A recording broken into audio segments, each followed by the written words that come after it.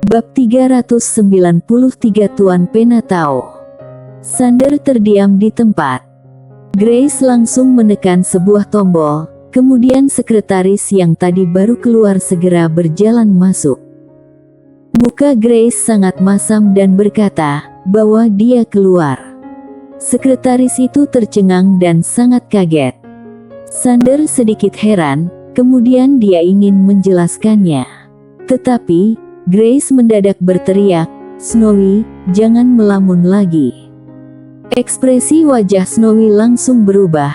Dia bergegas berjalan ke depan Xander dan berkata, "Silakan Tuan Y."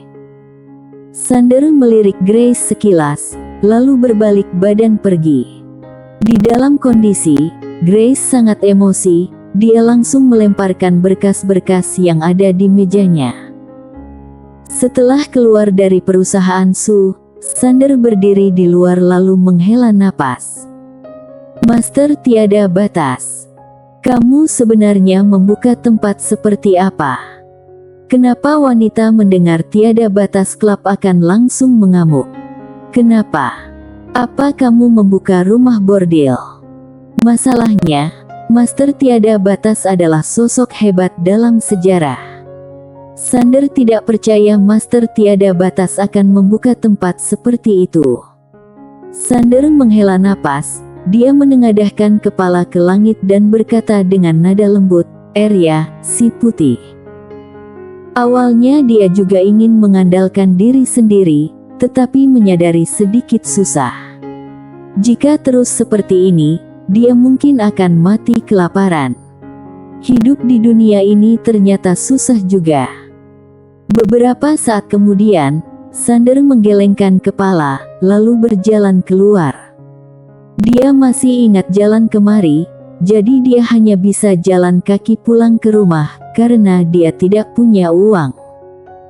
Untung saja ingatan masih ada, kalau tidak harus mengemis di jalan. Malam hari, Xander berjalan santai, lalu dia menggenggam sebuah ranting di tangannya. Tidak ada energi pedang, juga tidak ada niat pedang. Pedang. Xander berjalan sambil merenung. Setelah tidak memiliki kekuatan dan kultivasi, dia mulai merenung dan mengintrospeksi diri. Raga. Tingkatan kultivasi. Jika tidak memiliki dua benda ini, apakah dirinya masih termasuk seorang kultivator pedang? Tentu saja iya. Akar dari pedang itu apa? Xander pun teringat bibi bergaun polos. Karena bibi bergaun polos tidak memiliki raga kultivasi, tetapi satu serangan pedang bisa membunuh berapa banyak kaisar agung nasib. Apa itu pedang? Apa pedang harus tergantung pada niat pedang, raga ataupun tingkat kultivasi? Kenapa pedang tidak boleh lebih murni? Xander melihat ranting di tangannya, dia mendadak membuka telapak tangannya, lalu mencengkeramnya kembali. Ranting itu terbang sangat jauh. Teknik pedang terbang. Dia tidak menggunakan energi suan, melainkan batin. Niat pedang yang murni. Namun, dia menyadari saat niat pedang ini keluar, akan langsung tersegel dan tertekan di tempat ini. Hanya sisa batin yang menggerakkan pedang ini. Tanpa niat pedang, kekuatan pedang tentu saja menjadi sangat lemah. Xander menggerakkan jarinya, ranting itu kembali ke tangannya. Dia melihat ranting di tangan, lalu diam cukup lama dan berkata, "Harus pelan-pelan. Tidak ada raga. Tidak ada kultivasi. Hanya bisa melatih pedang." Baginya, semua ini mungkin bukan hal yang buruk. Saat berpikir demikian, Xander langsung tersenyum, semua kilesa pun hilang. Saat Xander akan tiba di komplek rumah, langit sudah gelap. Di saat dia baru masuk, ada sebuah mobil berhenti di jalan. Xander sedikit tercengang melihat mobil itu. Mobilnya Grace. Grace turun dari mobil. Di saat dia melihat Xander, dia juga terkejut. Kemudian, tatapan mata menjadi tajam. Dia menoleh ke arah Snowy yang ada di sampingnya, lalu memberikan kunci padanya dan berkata, "Bantu aku bawa turunkan barang dari atas." Dia tidak ingin tinggal satu rumah dengan orang seperti ini. Kali ini dia datang untuk pindah rumah. Snowy melihat Sander sekilas, lalu mengambil kunci dan berjalan masuk ke komplek. Saat mendengar perkataan Grace, Sander sedikit ragu-ragu di saat dia ingin membantu mengangkat barang. Tiba-tiba ada mobil Vans yang melaju kencang dari arah depan. Kemudian, ada dua orang yang menutupi wajah keluar dan bergegas menuju ke arah Grace. Saat melihat kondisi ini, muka Grace langsung berubah. Dia mundur beberapa langkah. Di saat dua pria itu akan tiba di depannya, Sander langsung muncul. Salah satu pria pun merasa perutnya sangat sakit, lalu tumbang di lantai menjerit kesakitan. Pada saat itu, terdengar suara yang datar dari arah mobil Vans itu, "Bunuh wanita itu." Setelah mendengar perkataan dari orang yang ada di dalam mobil, pria yang memakai topeng langsung mengeluarkan pistol lalu menodong ke arah Grace. Ekspresi wajah Grace langsung berubah. Tetapi, orang memakai topeng itu sama sekali tidak ragu-ragu dan langsung menekan pelatuk pistolnya. Di saat dia menekan pelatuk pistol, Sander mendadak menarik Grace ke belakangnya. Di waktu bersamaan ranting di tangannya pun terbang. Sraas. Buk. Sander bersama dengan Grace mundur beberapa langkah, lalu orang memakai topeng di kejauhan ada sebuah ranting yang menusuk di lehernya. Orang memakai topeng itu tidak percaya dan darah mengalir dari mulutnya. Mobil Vans yang ada di kejauhan langsung melaju pergi. Sander menundukkan kepala melihat dada bagian kirinya, sekarang darah terus mengalir. Rasa sakit. Sander pun perlahan-lahan tumbang, Grace langsung memeluknya.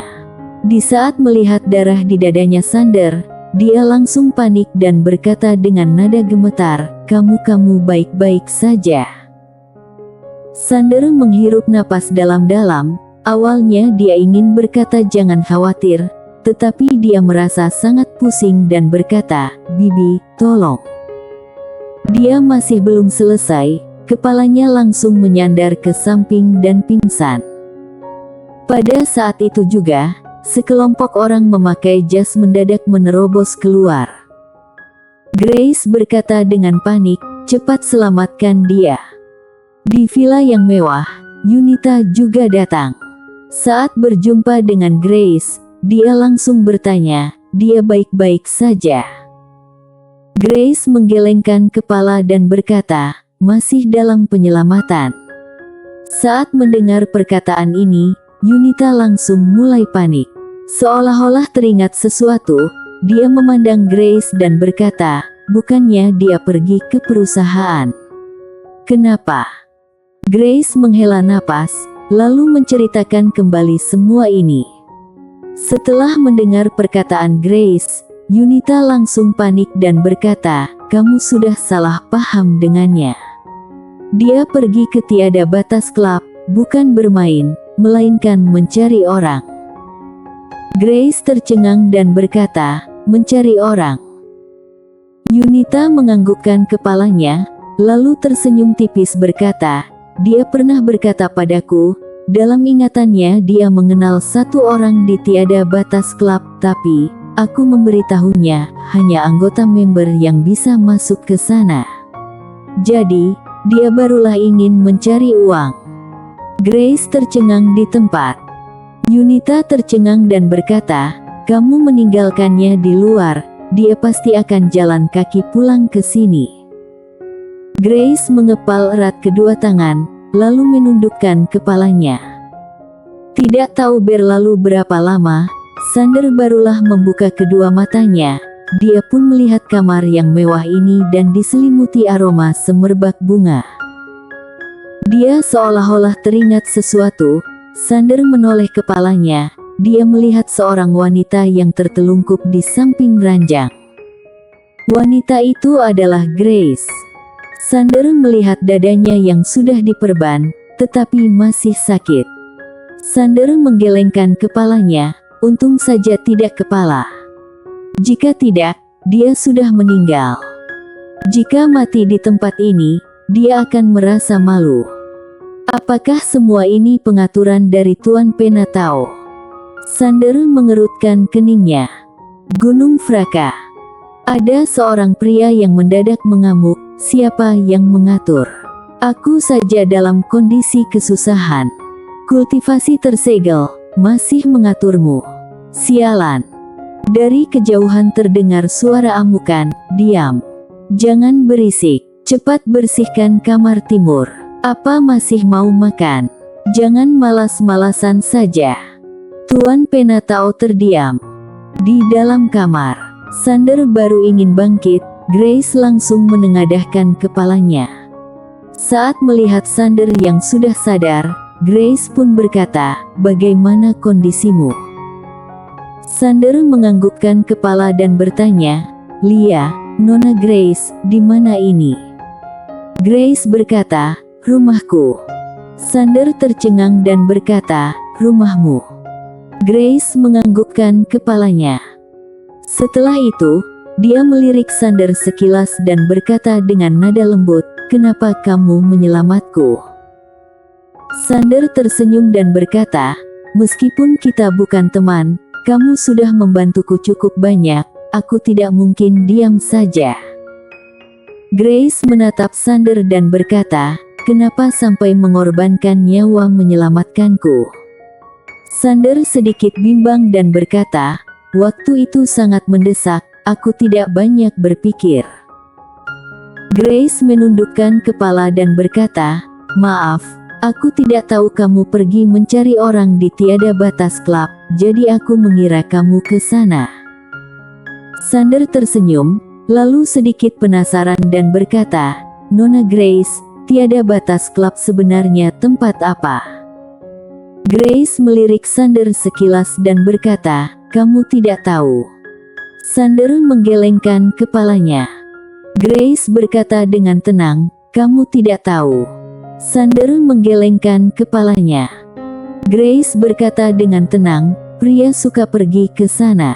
Ada banyak gadis cantik di sana, asalkan kamu punya uang." Mendengar perkataan ini, Sander langsung mengerti. Dia menghela napas, apa Master Tiada Batas sudah gila? Membuka tempat seperti itu di sini. Pantas saja seorang wanita mendengar dirinya mau pergi ke sana, muka langsung berubah. Sander tersenyum tipis, dia memang dicelakai oleh Master Tiada Batas. Ada kesempatan, harus menyuruh bibi bergaun polos memukulnya. Master Tiada Batas pun terdiam. Grace memandang Sander dengan ekspresi wajah bercampur aduk. Seolah-olah teringat sesuatu, Sander mendadak bertanya, "Nona Grace, siapa mereka?" Saat mendengar hal ini, ekspresi wajah Grace langsung menjadi datar, saingan bisnis. Kali ini, perusahaan Su sedang bersaing mendapatkan tanah di kota Yanjing.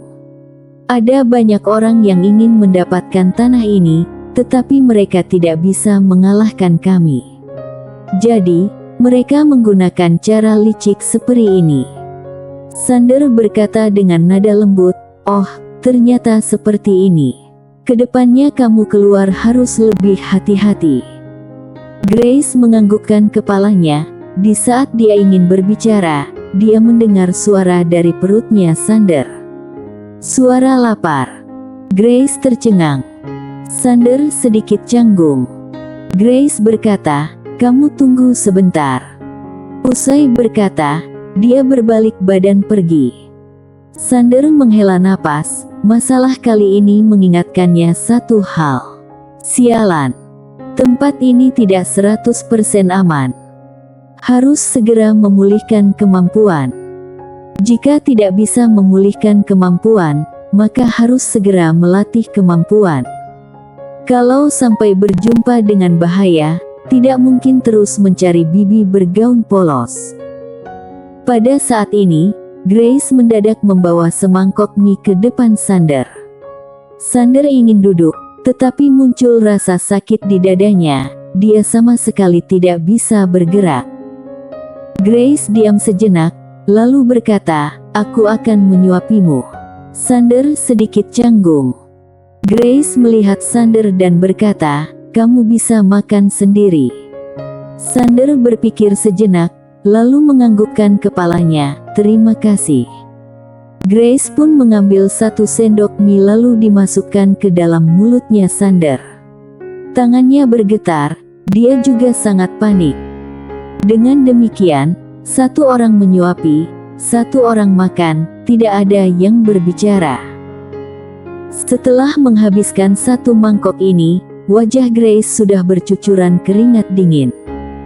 Sander berkata, "Terima kasih." Grace menganggukkan kepalanya, "Kamu baik-baik istirahat." Usai berkata, Grace langsung keluar dari kamar. Grace tiba di 1 kamar lainnya. Ada seorang senior tua yang duduk di dalam kamar. Wajah senior ini dipenuhi dengan keriput, tetapi sangat semangat. Tatapan mata sangat tajam dan duduk diam di sana. Grace berkata, "Kakek, senior ini adalah pemimpin utama dari perusahaan Su, Kurnia Su." Kurnia Su melihat Grace dan berkata, "Dia yang menyelamatkanmu." Grace menganggukkan kepalanya.